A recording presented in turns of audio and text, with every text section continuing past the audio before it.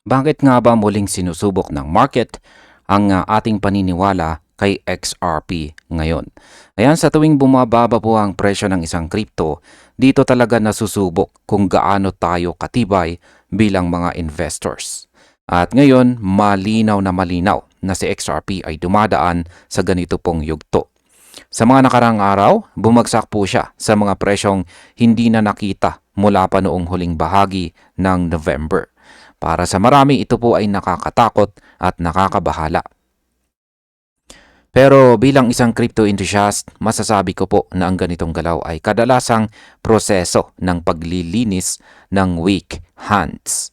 Ang mga hindi po handa sa volatility ay kusang umaalis, habang ang mga naniniwala sa long-term value ay nananatili.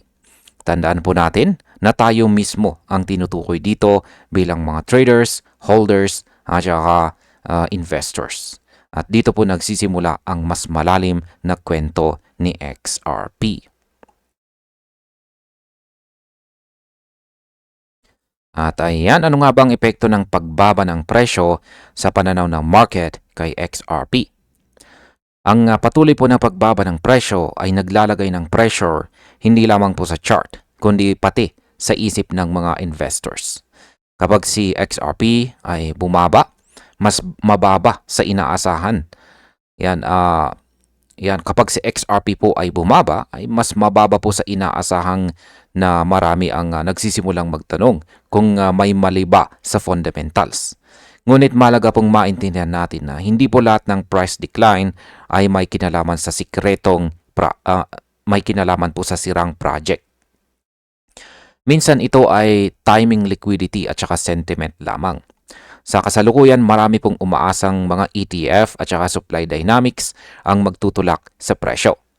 Ngunit dahil hindi po agad ito nakita, nagkaroon ng frustration. Gayunpaman, ang ganitong phase ay normal po sa malalaking cycles. At kadalasan dito po nabubuo ang susunod na malaking galaw. Ngayon ay ano naman po ang inamin ng analyst tungkol sa mga hindi natupad na inaasahan. Yan, meron pong isang kilalang crypto analyst dito na si Future XRP at siya po ay nagbahagi ng tapat na pag-amin dito. Inilahad po niya na mali ang ilan sa kanyang mga inaasahan. Akala niya ay hindi na muling bababa sa ganitong level ang presyo ng XRP. Inasahan niya ang double-digit prices sa panahong ito. Ngunit hindi po ito nangyari. Inamin niya rin na ang mga ETF inflows ay hindi po nagdulot ng inaasahang supply shock. At malinaw po niyang sinabi na si XRP ay hindi po nakagulat sa mundo nitong 2025. Ang ganito pong honesty ay bihira ngunit mahalaga dahil ipinapakita po nito na kahit ang mga matatagal sa market ay nagkakamali na rin. Ngayon ay bakit hindi po takot ang analyst kahit mali ang kanyang expectation? Sa kabila ng mga maling hula, hindi natin nakita ang takot sa kanyang mensahe rito. Sa halip, narito po ang matibay na isang paninindigan. Sinasabi po niya ng malinaw, I am scared, no. Ayan, ipinunto po niya na hindi po siya naniniwala sa panic selling. Para po sa kanya, ang kasalukuyang galaw ng presyo ay hindi po sukatan ng tunay na halaga ng XRP. Ang kanyang paniniwala ay nakatuon po sa hinaharap, partikular sa ideya na si XRP ay may kakayahang gulatin ang mundo dito sa paparating na sunod na taong 2026. Ang ganitong mindset ay karaniwan po sa mga long-term holders. Hindi po sila natitinag ng short-term noise. Ngayon ay paano naman po nakadagdag ng pressure ang recent price performance ng XRP? Sa loob lamang ng 24 hours ay bumagsak po si XRP sa paligid ng $1.86. Ito ang pinakamababang presyo po niya mula pa noong November. Kahit may bahagyang bounce papuntang $1.92, nananatili pa rin ang pressure. Sa loob ng isang buwan, mahigit 11% na ang kanyang ibinaba. Ang galaw na ito ay hindi dahil sa isang malaking negatibong balita. Sa halip ito ay refleksyon ng mahinang momentum sa ilang bahagi ng market. Kapag ganito po ang sitwasyon, mas nagiging emosyonal ang mga investors. At dito po madalas nagkakaroon ng maling desisyon. Ngayon bakit hindi po nagdulot ng malaking epekto ang mga XRP ETF sa presyo? Marami ang umasa na ang paglabas ng multiple spot XRP ETF ay agad magtutulak ng demand.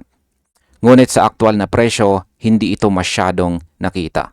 Ang mga inflows ay hindi sapat upang makabuo ng tuloy-tuloy na upside. Dahil dito, marami pong investors ang nadismaya. Ngunit mahalaga pong tandaan na ang mga ETF ay hindi po instant magic. Minsan kailangan po ng panahon bago maramdaman ang epekto nito. Ang market ay hindi po palaging gumagalaw base sa balita lamang.